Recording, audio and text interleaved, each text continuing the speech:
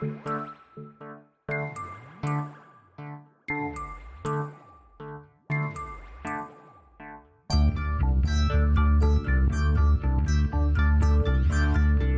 is Continuum Drag, a weekly podcast where we revisit sci-fi, fantasy, and just plain weird shows. This week, Gemini Man, episode 11. These pictures were taken by an Intersect agent in Lithuania. I take it you haven't interrogated Rudinsky yet, huh? No. If he's involved in some kind of a plot to assassinate Godesco, he'd only lie. But I do want him put under surveillance.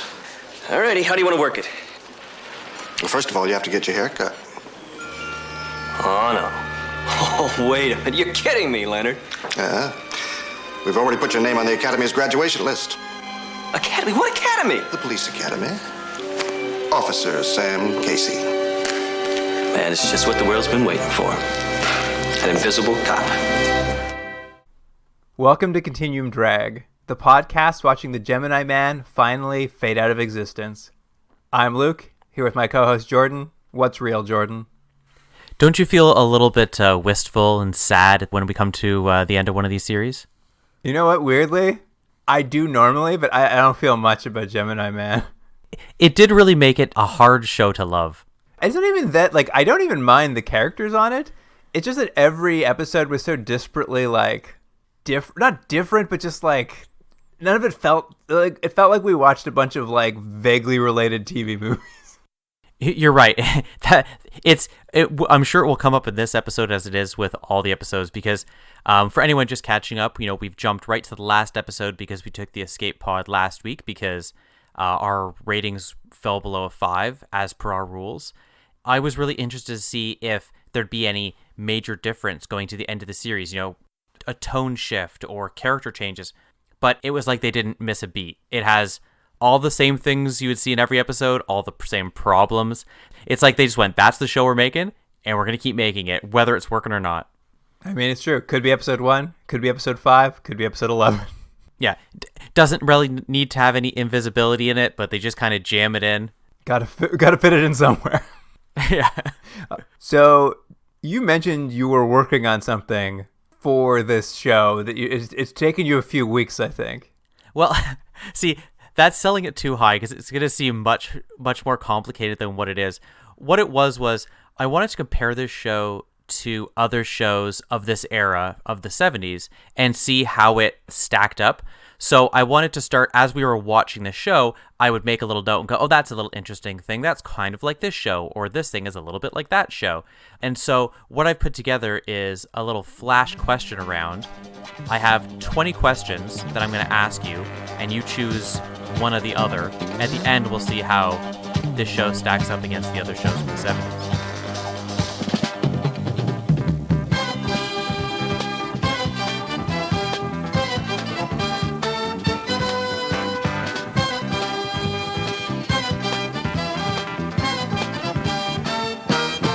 So here we go. First one. Would you rather have psychic ability from Baffled or invisibility from Gemini Man? Ooh, I want invisibility. It's a better power. What do you like better, double Quark or double Sam Casey? Double Quark. From Galactica 1980, I know it's 1980, but it was really filmed 1979. We have either the Super Scouts or from Gemini Man, Lucky the Dog. You know what? I'm going to go with the Super Scouts. From Genesis 2, horse riding Dylan Hunt, or from Gemini Man, horse riding Sam Casey. Oh, I forgot he rode that horse that time. Dylan Hunt. From Search for the Gods, we have the ancient alien medallion, or from Gemini Man, the Minotaur medallion. That Minotaur medallion sucked, so I'm going to go with the Search for the Gods one. I agree with you. The next comparison is Max from America 2100, or Intersect from Gemini Man. Oh, do you mean like the robots? No, just in general, Max or Intersect. You know what? I like Intersect better. Raymond Stryker from Search for the Gods or Dr. Arthur Hale from Gemini Man. He was the one that came up with the Tripleladine. Oh, Stryker. Better name. From Quark, the first appearance of Kirstie Alley, or from Gemini Man, first appearance of Kim Basinger. Oh, Kim Basinger. From Planet Earth, Harper Smythe, or from Gemini Man, Abby Lawrence. You know what? I like Abby. I do like Abby. I would go with her. I do too. And spoiler alert, she got a haircut for this last episode. I don't know if I was the only one who noticed. Next one, from Galactic 1980, meatballs, or from Gemini Man, drugged orange juice. Meatballs. Yeah, both will get you sick. From Beyond Westworld, dressing undercover as a cheerleader, or from Gemini Man, dressing undercover as a cop. Dressing undercover as a cheerleader for sure. From Planet of the Apes, Pete Burke drop kicks, or from Gemini Man, Sam Casey invisible punches. Drop kicks. From Planet of the Apes, once again, fire swimming, or from Gemini Man, landing a plane. Oh, landing the plane. I like the landing the plane. I think that was still a highlight from this show. Oh, I think it never got back there. From Beyond Westworld, Joseph Oppenheimer, or Gemini Man, Leonard Driscoll. I'm gonna go with Driscoll. I like Driscoll more, I think. Andy the Robot from Quark, or the Minotaur Robot from Gemini Man. Oh, Andy the Robot, 100%. From The Stranger, Bettina Cook being compromised because of her brother, or from Gemini Man, Nick Radinsky being compromised because of his wife. Oh, I'm gonna. That's a draw. That's a draw? Okay. From Quark, The Head, or from Gemini Man, the blind lady Mrs. Price, excuse me. Oh, the head. From Quark, Dr. O.B. Mudd, or from Gemini Man, the original Leonard Driscoll. Those are two characters that both were kicked out of the show. That's what I did. Oh, a draw again. I think that's a draw for me again. Two more. We have Quester as a nuclear bomb from the Quester tapes, or from Gemini Man, Tripolidine. I'm going to go Quester's a nuclear bomb. That had a little more stakes to it. Okay, and finally, to wrap us up, we have Neil Stryker from The Stranger, or Sam Casey from Gemini Man. I mean, unfortunately for it's Sam Casey for sure. 100%. That Stryker, whatever his name was, no good. Overall, you picked, of the 20 times you picked Gemini Man, 9 times. That's including the ones that were draws. So I think that probably comes in as like a meh show. Yeah, I mean, after I said it, I regretted giving the invisibility over Leonard Nimoy. I give it back to Leonard Nimoy now, so let's drop it to 8. Well, then we're down to 8. Oh, dear. Well, Jordan, it's pretty good. It's good. It's a good encapsulation of kind of all these shows, I think. They all kind of have very similar elements. Yeah, you start seeing some similar things, especially on this, which was a little teaser for what we're going to talk about. The plot line of someone who's doing something clearly bad, but they're doing it because their spouse is they're captured, so it's all okay. At C. Chupik on Twitter, who recommended this, he was mentioning that he's just like, oh, these shows, they love those renegade scientists. Those are always the bad guys. There is a lot of renegade scientists, that's true. I was like, man, oh man, that turned out to be most of these shows was a renegade scientist. This show actually didn't have a lot of, for really selling that Sam is a real ladies' man. There was maybe 1, possibly 2 scenes of him as that. Yeah, they would mention it more like off camera, I think. They'd be like, remember he met that lady? But you'd never really see it. He has no time, though. He's too busy playing tennis. Or wasting invisibility. Or wasting invisibility, yeah. So, episode 11? Episode 11. Before we get into it, though, Jordan, I wanted to see what you thought we had missed on this show. So I've written down all the titles of the episodes that we've skipped past in the escape pod. Oh, okay. I'm going to read you each title, and then we'll try to figure out what that episode might have been. Okay. Here they are. First episode, Run, Sam, Run. I think it's probably pretty clear that after we had the swim episode, this is the exact same episode, but swap the swim team out for a track team, and Sam needs to stop a bomb from happening, except in this case, the runner has a bomb inside of them, and if they drop below a certain speed, they blow up. So it's Speed or Crank meets that episode? Yeah, exactly. All right. Then the next episode is Targets. I think probably one of those targets would have to be Leonard, because as we found through these many episodes, he's always the target, right? That's what I said too. I was just like, someone just targets Leonard.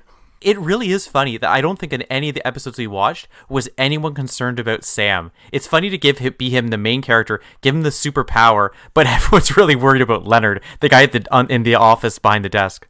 Well, this one I'm going to tell you, and it's going to make you really disappointed we used the escape pod. It is called Buffalo Bill Rides Again. Oh no, Buffalo Bill came back? Yeah, you got another episode. So it'd be another episode of them being like, hey, take my Slim Jim to the SkyTrain on the fast track to nowhere. And you're like, what are they saying? I actually looked up what this episode is about because I'm like, how did they bring this guy back? And it fits the rest of the show perfectly. It's a episode about Sam Casey having to join a race car team, and Buffalo Bill just happens to be in the crew. So it's a Cannonball Run-esque episode. Yes, and where they shove in a previous character who was a trucker once, but now is not anymore. Fan favorite. All right, next episode, Escape Hatch. I'm guessing because when we were introduced to Sam, he was shark fishing, if you remember. So I'm guessing he was doing something like extreme. My guess is it's a mountain climbing episode, and they get stuck up on some sort of wire apparatus up high in the mountains, and they have to find the escape hatch to get out. I thought it was Sam Casey. He's in one of those like complete like one-piece underwear with the flap at the back, and that's the escape hatch. Yeah. Is that what they're called? No, I don't know if they're called that, but that's what I'm going to call them. I had one of those when I was a little kid. I had a pair of pajamas like that. Adorable. It might have been. I can't really remember. Your little tuchus hanging out. Yeah, I think they were yellow. All right, next episode. 8, 9, 10, you're dead. I tell you exactly what this is. This is Sam going through his dating history because he finds out that one of them is a spy and she's gonna kill him. So he has to go through his ex-girlfriends, like a high fidelity type thing, and that's the scores he had given them. He can't remember their names, but he remembers what he scored them in attractiveness. That's very good. I assumed it was just a knockoff of Pelham 1, 2, 3. Oh, which is a great movie, by the way. I think I've talked to you this before. I love that movie, with the exception of the last shot of the movie. The rest is like it's a 10 out of 10, but the last shot of the movie is so bad. Anyways, that's another podcast. And the final episode before episode 11, Return of the Lion. Return of the Lion. I guess the lion must be someone's nickname. I'm gonna guess it's the guy who had Sam's job before, and he was nicknamed the Lion because he had a horrible accident and he just became a lion. Oh, that's pretty good. I assumed it was original Leonard Driscoll comes back, and it's revealed that he's been swapped out with the new one. That would be pretty good. I would love for them to do that in TV shows where they change actors and the other one comes back. All right, well, let's get into it then, shall we? We shall. Here's the IMDb summary for episode 11. Support your local police.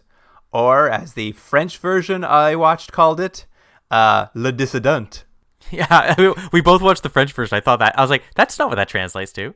Did you like the name of the show in French? Yeah, what was it again? La Nouvelle Home Invisible. It's much better. Gemini Man Sam Casey goes undercover as an LAPD trainee to investigate a decorated officer who may be a sleeper Soviet agent. Yeah, that's mostly it. It opens up in a Lithuanian neighborhood in Los Angeles. Let me ask you, how far in the episode did you get before you realized they weren't saying Lithuanian? I have it as my 1, 2, 3, 4, 5, my 6th note, and my note is, are they saying Litvania? Because I thought they were saying Lithuania too, and then later I'm like, maybe they're saying Latvia?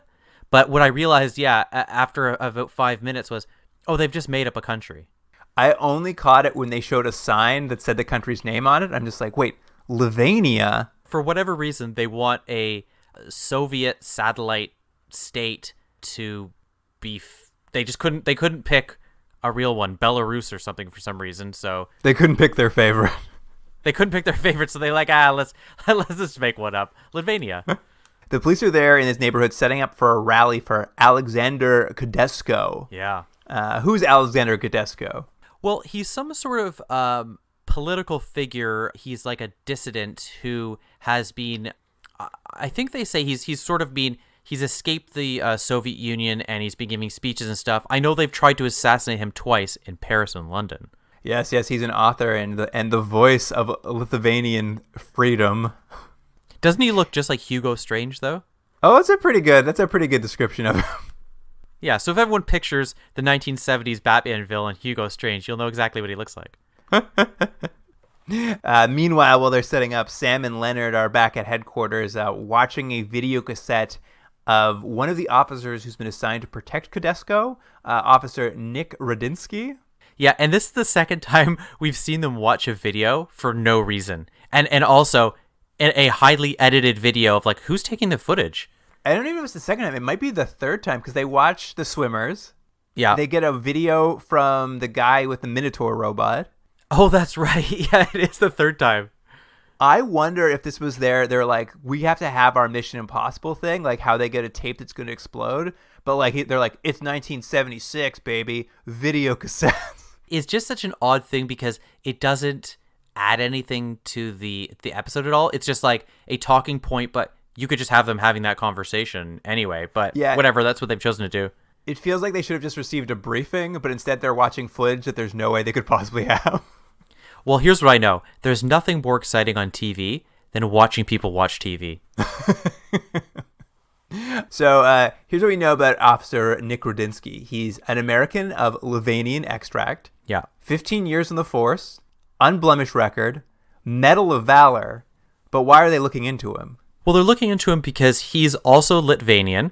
And I think the one thing they have is that he has gone over to Litvania sort of secretly, and they have evidence of him doing that, and they think because of that, and I think maybe because of, I can't remember what the other reasons are, but they think he might be a sleeper spy. Are there other facts they give? Those are all the reasons. So I mean, it's a little bit weak, but they, for whatever reason, think he might be the guy. And what we learn really quickly is, what's his face? Tedesco is coming to give a speech, and he's going to be one of the cops manning like crowd control. Yeah. So Sam's got to go undercover as a cop to find out if this guy is an assassin. So let me ask you this. What was Sam's level of education and training supposed to be at this point? Because he's wearing a uniform, as we're going to see very quickly. He's going to be driving around with another cop, clearly in a training scenario, but was he supposed to have already gone through all of police academy? Yeah, I think that's what they say is that he's fresh out of the police academy. He's been partnered with Rudinsky to like put them together, and that's going to be kind of like his covers is like he's the officer training under Rudinsky. It just seemed like Sam wasn't given enough time or information to pretend to be a cop. I mean, in this episode, it doesn't really matter. He just kind of like sits around and is like, yeah, 10-1. But yeah, you know, in terms of the actual mission, there seems like there's more to it. Like if I just said to you, tomorrow you need to pretend to be a cop, like it's not going to go very well. Yeah, it's like if you drop me off in a minivan in a police officer's uniform and said, just go inside, you'll be fine. He's very casual with everything. He knows his way around. He understands all the rules and regulations, and even knows, like, it just seems a little far-fetched, but I mean, it is a show about invisible guys, so. What I did like, though, because Rudinsky and Sam meet up, like, immediately, and Rudinsky, like, immediately assures Sam that he doesn't do things by the book at all. Yeah. And I was just like, is that supposed to be a good thing? Like, he's supposed to be a cop we admire and, like, Sam really likes, and it's just like, he's like, don't worry, Sam, I don't follow any rules or play by any laws, and Sam's like, oh, thank God.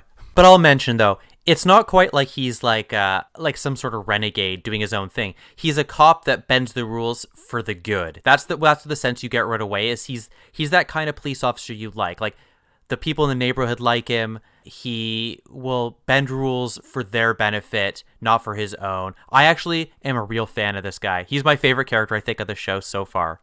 This was a real time and place where, like, the idea of, like, a cop who follows the rules was an ineffectual cop. Yes. So you had to be, like, a cop who, like, bent the rules. I think you're right. I think there's a little bit of opposition to authority that's running through this. Do you think that's why nowadays everyone hates cops? Because they all, like, grew up being like, oh, cops should break the rules. And now all these new cops are like, why should I follow any rules? I think this is just a culture thing. I think you're right, though. This is the time of, like, Dirty Harry, yeah, and, exactly, a Bullet, and that sort of thing, right? It was like cool to be a cop who was like a little on the edge. Yeah, and now he was just like a cop who didn't beat us with a nightstick. Too political. This is not our political podcast. We do that after. Yeah, that's. I can't think of a pun for continuing politics. All right, it's called "Hume Do You Think You Are?" because of Hume. That's the best I got. Well, that almost worked. You almost got there. Anyway, Sam and his new partner, they go on the patrol of Little Livania, and they get word from one of the local business owners that the Ross brothers are back after Rudinsky kind of ran them out of the neighborhood.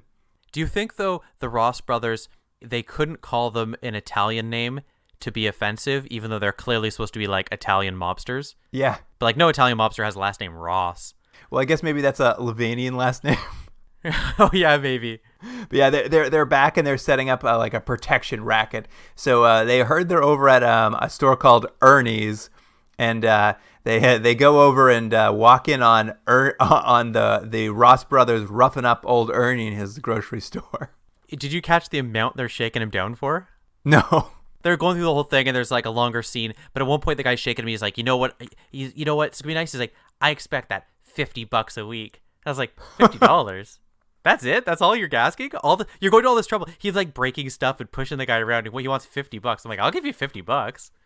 I did like he smashes like a glass candy jar, and Ernie's like, "No, my best candy jar." That would be irritating if it was your best one. I mean, I was like, wow, your best one. How did you know? Because it was the biggest and most pristine. Anyway, when Rudinsky comes in, he starts roughing up the Ross brothers back to kind of like, roust them out of there. But the Ross brothers have learned about their civil rights. Yeah. And this really angers up old Rudinsky. This was a classic 70s cop scene where like he just wants to like beat these guys up, and you, the viewer, like, you should beat them up. And they're like, well, we have rights too. And he's like, damn you, Jimmy Carter, or whoever it was, Can't wait till Nixon takes those rights away. Yeah. Anyway, the Sam and Rudinsky are forced to give up and leave Ernie in the store to be extorted. It was weird. They're just like, I guess it doesn't work, and they just leave him. But I mean, there's a reason this scene sort of progresses, but it is funny that the guy's literally getting grabbed by these two guys, and they're just like, well, nothing we can do. It's like, well, you can still stop them from beating a guy up, regardless of whether you can stop the harassment like long term. Yeah. But what's great is they go outside, and Rudinsky notices that the Ross brothers' car is parked near a towaway zone.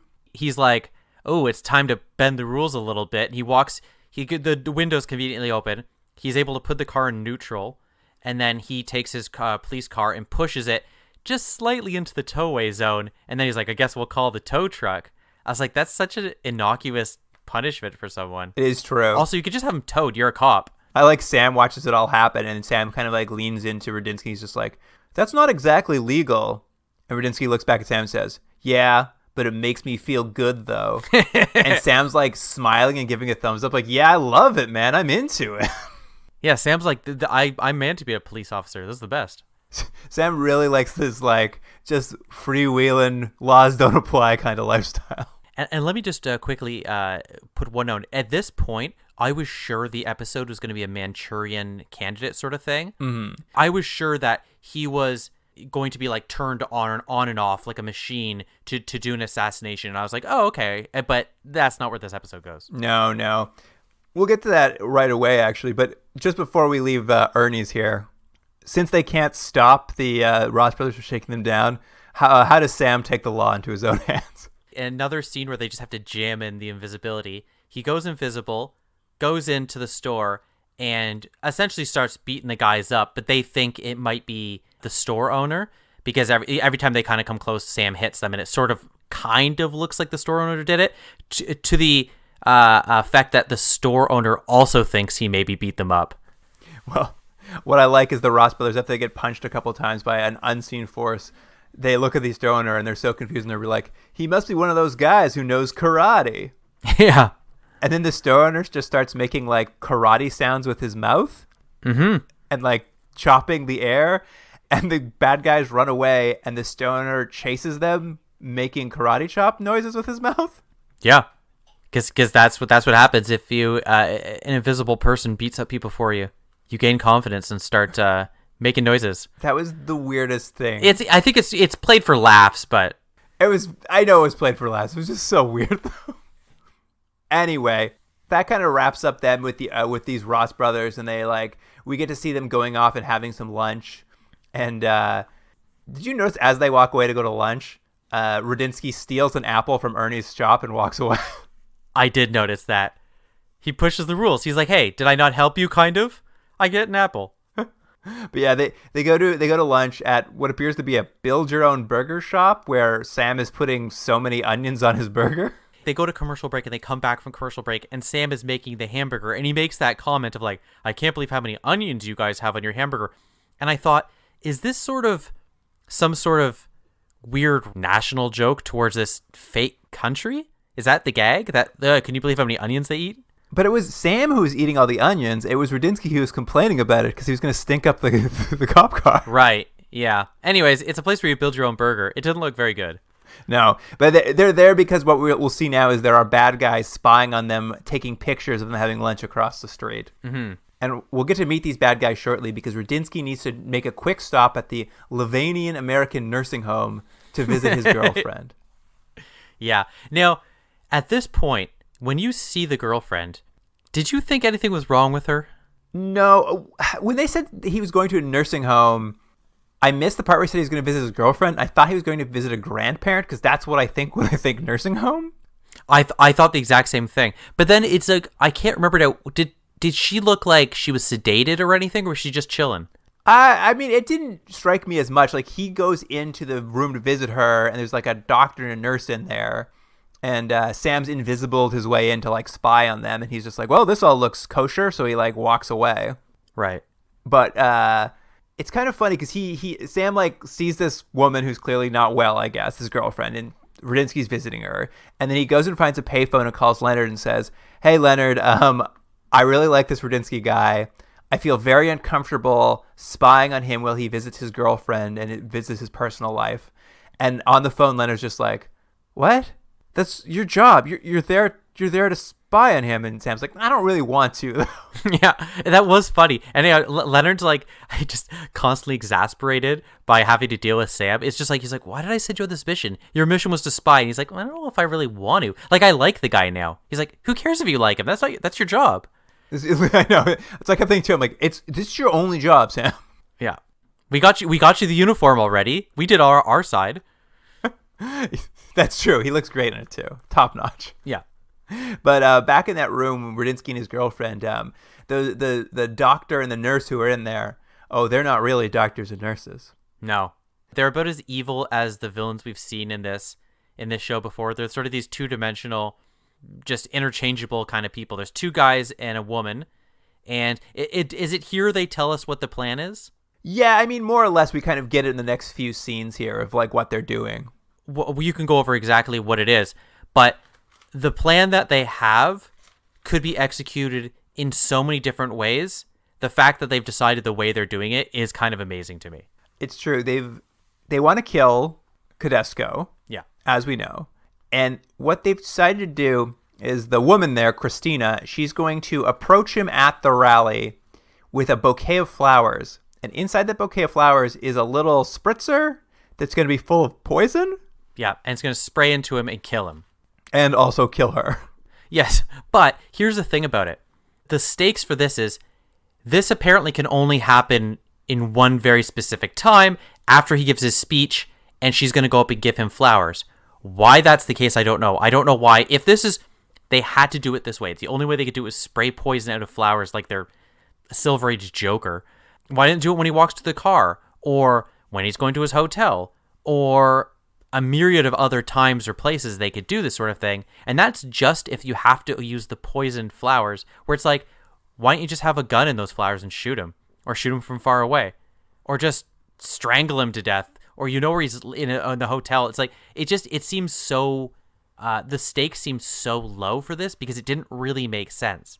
It was a ludicrous plan. And I mean, why take a cop's girlfriend hostage so that you can use him to let you by in the crowd? Yeah, so that is basically what we learn, is that the reason they want Rudinsky is he's running the crowd control. They have the flowers. They're going to, after he finishes, the guy finishes his speech, Rudinsky will let her on the stage to give him flowers and then kill him. Again, it's overly complicated for a very simple sort of assassination that, like, it would have been easier to rent an apartment across the street and shoot him. Yeah, absolutely. I mean, I guess that's the cornerstone of all the bad guys in the show. Their plans are overly complicated to the point of complete failure. What if the most minor thing happened? What if Rudinsky said, yes, you can go up on stage, but then some other cop said no? That's it. Plan over. So it's like, it's such a long way to go, but regardless of that, that's the plot we have. and that's why Radinsky has to do what he has to do. It's not because he's a Manchurian candidate. It's because he's so worried about his wife/girlfriend, whoever she is, that he'll do whatever he has to keep her safe. Yeah. We get a quick cutaway to intersect here where Abby is meeting with Kadesko, the voice of the Lithuanian freedom movement. Oh yeah. Did you catch how he was introduced and what he said to her? I did. I've got it written down here, the dialogue, because I was also like, holy fuck. He's such a jerk. Abby meets him and she's just like, oh, Mr. Kadesko, I've read all your books. And he looks at Abby and says, reading is one thing, understanding is another. And that's it. And she doesn't respond. She's just like, you're right. I'm just a dumb woman. I was just like, let this dick get assassinated, Abby. Just be like, you know what? Never mind. Isn't it interesting, though? And I don't know what your feeling is on it, but it almost seems like you as a viewer are not supposed to like him because he only comes off as off-putting in every scene he's in. However, I don't know if that's just because we're watching this in 2020, like 30, 40 years later. Maybe that's just, he just seems so unpleasant now, but it just seemed like you're watching like, oh, should I want him dead? Yeah, I also felt the same way. I'm like, oh, never mind. I hope you die.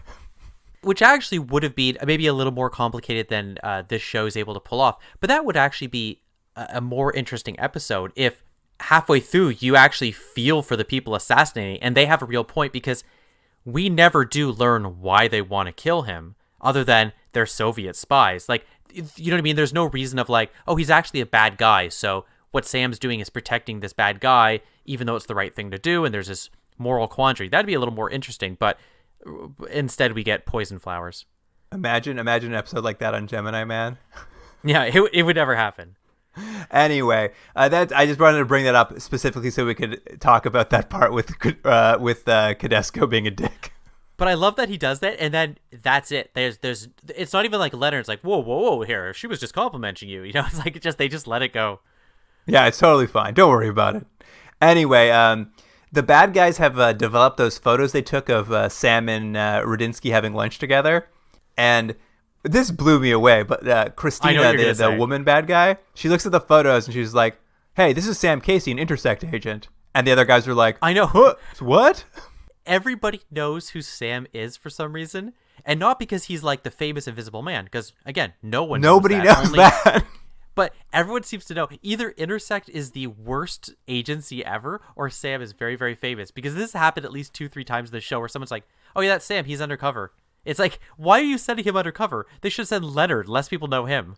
It's true. It made me laugh so hard. I'm just like, what is the point of any of this? Anyway, since they know he's an Intersect agent, they call up Radinsky and they're like, hey, you got to kill Sam.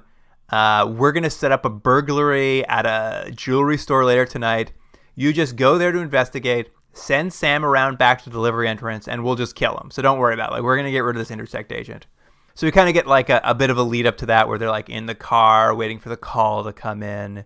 And when it finally comes in, Radinsky's like, all right, you go around to the delivery entrance and I'll go to the front. And as Sam kind of walks off, Radinsky has a change of heart. Yeah, and he stops Sam from going, and he's like, no, don't go in. And then real quick, Sam's like, well, I got a little trick, and he goes invisible and knocks the guy out, and that's that. And then it's like, and weirdly, there's not as much of any sort of repercussions or any effect on the rest of the episode because of this happening. You think like they would know that Radinsky's against them now, but it just kind of goes away. Yeah, I mean, that's kind of what happens now, is now that Radinsky's come clean about him working for the bad guys, they go to Intersect, and he kind of tells them about his girlfriend who's being held hostage for a Madrid of reasons about her country of origin and not being able to get to the United States, and people tricking them. It goes on and on and on, like this explanation for how they got his girlfriend.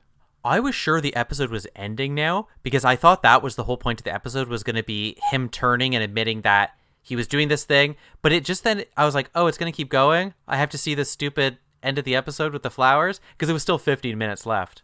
Well, that's it. And then they basically decide, since nobody knows Sam didn't die at the burglary, Intersect's going to like put out a press release saying Sam was killed in a burglary, and that the bad guys will think the plan is still on, and they basically are going to like keep Radinsky as their inside man as the rally happens tomorrow.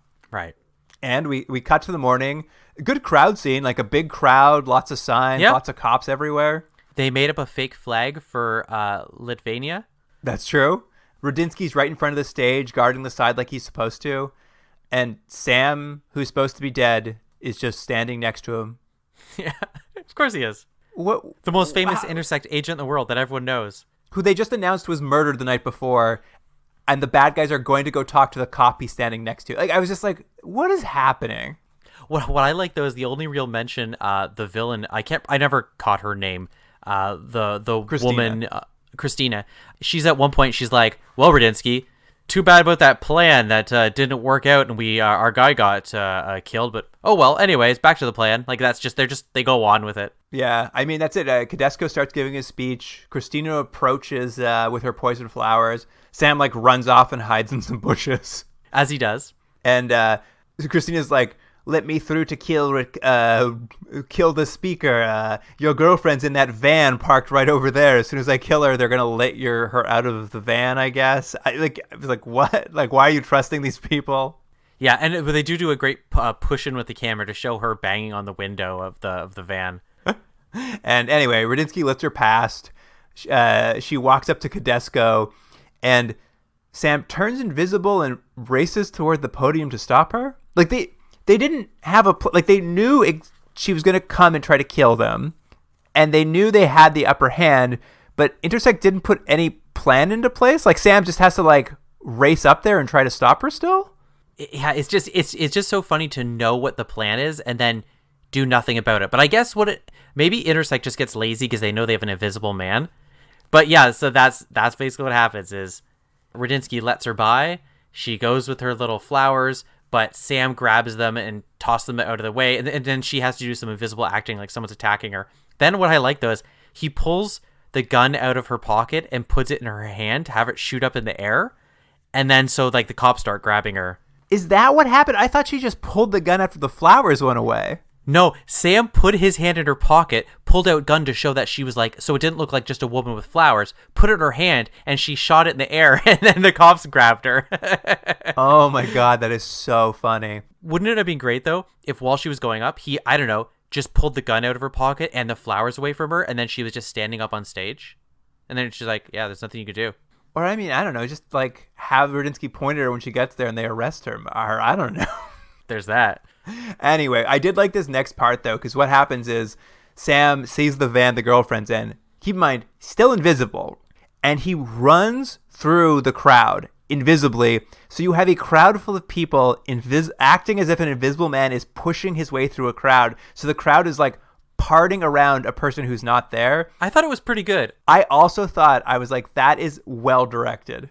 You know, after watching, how many we watched, 6 or 7 episodes, I wish they did more stuff like this. Like, that's the point of having a visible thing, where you actually can see the result of him being invisible, because they've done, like, the fake fighting and stuff. But I was like, that was cool, and it looked good. And actually, all the extras did a good job of parting. Yeah, I agree. I thought it was one of the best uses of invisibility they've done the entire show. We get a great chase, though, because now the van's off, Sam has run through the crowd, and very conveniently, his motorbike's there. So we get a 1970s motorbike chasing van with cop chasing them scene. Oh, man, that chase sequence just went on forever and ever through the streets of LA. It did. But it finally, like, ends up on a closed freeway? They basically, at one point, the van sort of goes over the grass median onto what looks like it's a highway under construction. But I think it's just so it's a closed circuit. Yeah, well, and that's it. I think, and I wish I knew more about Los Angeles and kind of the, like, geography of it, because I feel like that must have been an actual freeway they were working on and, like, building, because it's, like, huge. It's, like, 8 lanes, completely empty, and I'm like, man, what a treat for them to be able to use this for this car chase sequence. And that's why they wanted to go on for 15 minutes. I guess so.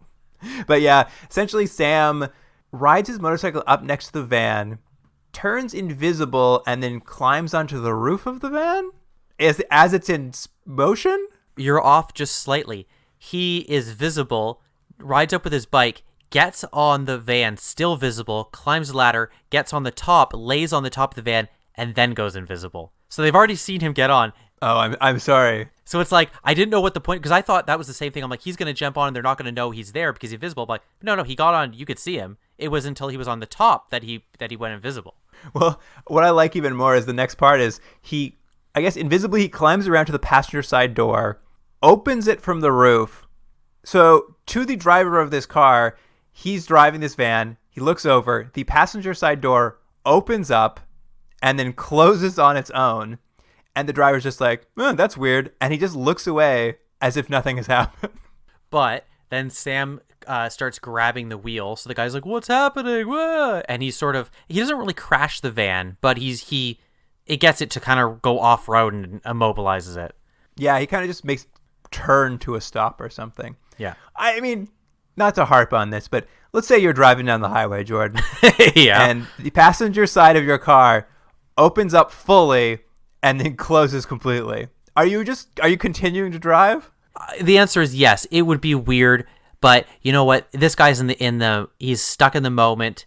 His heartbeat is going. He's racing down. He doesn't have time to think about, what's reality and what's not. Fair enough. That's true. He's in the middle of a police chase. I don't know why I'm defending this guy. It's a stupid scene, but I'm just glad they at least had some invisibility in the show. That's true. But yeah, Sam brings the van to a stop. He beats up the bad guys. He rescues the girlfriend. And we kind of get like a denouement to the episode where he meets up with old Rudinsky and his girlfriend, and Sam assures them it's like, hey, now that Congress is looking into this spy ring, good news for your girlfriend. She's a key witness, and she'll never be deported. Yeah, they're basically like, how long it takes for these fat cats in government to get to your case. So she's gonna be for a long time. And I thought, as a viewer now, let alone back then, I wouldn't have cared at all. I didn't need that loose end tied up. I'm like, I don't care. I think it was all because they end the episode after he says that Rudinsky and Sam do a secret police handshake. Yeah, they do a great handshake, and that's the last shot of the show, is their two hands clasped in this particular way. I'm like, all right, what is happening here? And that's it. That's the entire series. Oh my God. I've got some final notes for you here. Okay. This episode, much like our episode where the swim team was on, was written by Stephen E. D'Souza, writer of Die Hard and Commando and such. Yeah, one of our favorites. Man, oh man, this guy really churned him out. He did. I think you're probably right. He's actually one of those writers who probably just wrote everything, and every now and then, whether it was an accident or not, he banged out something that someone else made into something special. Yeah, I mean, or maybe like he just had a couple good ideas that really popped. I don't know, but yeah, like these episodes certainly don't like betray what's coming. No, in his career. Here's something that we kind of usually talk about at the end of one of these series, Jordan, but here's kind of a future episode of the show I wish would have happened. Okay. I would have really I decided I wanted to see this because what we know is nobody knows Sam's invisible, right? Yeah. With the sole exception of the people he's captured and then Scooby-Dooed so they look like insane people being like, he turned invisible, and everyone's like, what? You're crazy. I wanted to see the episode where all the bad guys he's caught are in prison, but they are the only people who know Sam can go invisible, and they kind of form a Sinister Six. But do they have other powers? No, they don't have powers. They just all they're just like a super crew of villains, the only people on Earth who know he's invisible. It's not bad. Hey, look, this show could do anything. I have a question for you, though. Mm-hmm. Remember in the first episode of this, the pilot, which was episode 0, I think, they really played up the fact that Sam only had 15 minutes of invisibility. And you were really irritated that they sort of killed that right away because he had been, even in the first episode, he went over 15 minutes and nothing really happened to him. Now, I was kind of interested to see if as the show went on, these stakes of this 15 minutes they're going to go back to it, because you said, what's the point of the show now? We already know it doesn't matter. But as you watch them as well, it never really came up that much. Like, I think maybe once or twice they mentioned it, but it was never the crux of any of the episodes or the B plot that he was running out of time. They sort of got rid of that after the pilot. Like, they still mentioned you only have 15 minutes, but it was not like there was the decision of, is he going to be able to get the bomb and he only has 3 minutes left? That really never came up again. Did that bother you, or did you like that they kind of got rid of that? I mean, I thought it was just a waste of an idea. Like, that was one thing. That was the ticking clock that you felt like would at least drive momentum of these episodes. And the only time they used it was in the one with the swim team. And even in that particular time, it's not like he'd used a lot of invisibility. Just at the end of it, they just announced, oh, you only have 30 seconds left. But we hadn't seen him use invisibility for 15 minutes. But the thing is, these episodes, as we've said before, were never really structured for invisibility. It's not like they came up with a plot like, okay, he's invisible. Wouldn't it be crazy if he got stuck in this situation and had to be invisible, or he was sent on a mission that specifically needed invisibility that only someone with invisibility could solve?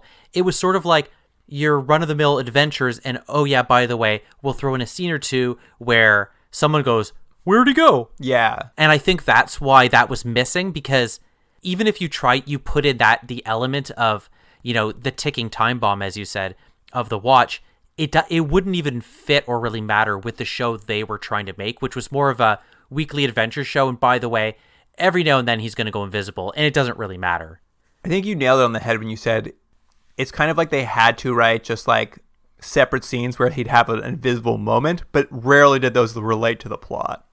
No, because as we've said, not only did the villains have convoluted schemes for getting money or whatever they wanted, the way of trying to jam in these scenes was also convoluted, because there was 10 other ways that Sam could have solved a problem by not going invisible. Like in this one, jumping on the van and then going invisible, he could have just jumped on the van and then kicked the guy out of the car. Like, there was no point of visibility at all, other than, oh yeah, I guess we got to put that in. Yeah, it's true. All right, Jordan, you want to rate this final episode? Support your local police? Yeah. I actually can't remember what I gave the other episodes. I know they weren't very high because the show, obviously we took the escape pod. I was going to give it a 5.5 because it's not a very good show, but I'm going to give it an extra point because I really liked Rudinsky, and I wish the show was about him and being a cop just pushing people around. So 6? Yeah, oh no, 6.5. He gets one whole point. 6.5, wow. Yeah, it's not that good an episode, but I like old Nick Rudinsky. Well, I will say this, of the episodes we've watched, this was certainly one of the least painful to watch. Yeah, I'd agree with that. It had some moments. Rudinsky, you're right, was good. It still wasn't great, but at least the plot, I like the plot of a dissident coming to speak and like the Soviets trying to kill him. I'm going to give it a 4. And you know what? Your score is probably actually closer to what this actual episode is. It's like, you've got all these cool elements of this assassination, but it's not really about an assassination. You have this Manchurian Candidate thing, but it's not really that. You have an invisible guy who doesn't really go invisible, and that's sort of the show in a nutshell, isn't it? That's pretty much it. All right, Jordan, you want to hear the final rating? Should we type it into the computer? Oh yeah, let's see. It's going to be about a 5, just under a 5.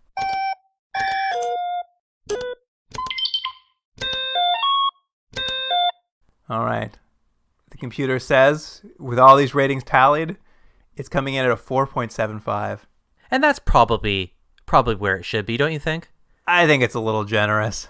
Do you? You think it's you think so? So if you were looking at an overall score of this, and out of 10, and people said, "What's that show like?" and it said 4.75, you say that's too high? I think I would. Really? No, I think it's about a 4 or 5 out of 10 overall. Yeah, I'd lean to a 3, but who each his own, I suppose. Yeah. Speaking of, would you recommend this to anyone? I don't think I would. You know what? It's not fun enough to kind of enjoy it for the camp factor, and there's not enough sci-fi elements for someone who likes that. Maybe someone who's a real completist of 1970s action TV shows, but I mean, I don't know how many people that is, Yeah, honestly, that's my note here, is just like, you'd have to be a real completist of like 1970s stuff. Like, this would be low on the list, but it's just someone who has to complete it. Yeah, it's like someone, they're bleary-eyed, they've just got the remote in their hand, they're like, all right, I finally got through Cork, what's next? All right, Gemini Man, I guess. But yeah, that wraps it up for us and Gemini Man anyway. If you at home have some information you need us to know about Gemini Man, you can email us continuumdrag@gmail.com is the place to do that. Mm-hmm. And of course on Instagram and Twitter, we'll find some stuff from this episode, I'm sure. Yeah, there's not a lot, but we'll find something. Probably Ernie doing fake karate. Yeah, that was good. But you can see that at our Twitter and Instagram accounts, at Continuum Drag for both of those. And that about wraps it up, Jordan. I guess we'll come back next week with a little failed pilot TV movie and then move on to something new after that. I'm excited. Yeah, well, listener, thanks for joining us. And Jordan, see you next week. See you then. Continuum Drag is recorded in Toronto, Ontario. Theme music by James Rexedler. Produced by Jordan Delic and Luke Black. Special thanks to Aaron Yunes, Adam Wheatner, Jeff Hanley, Jane McRae, and Stephen Packard.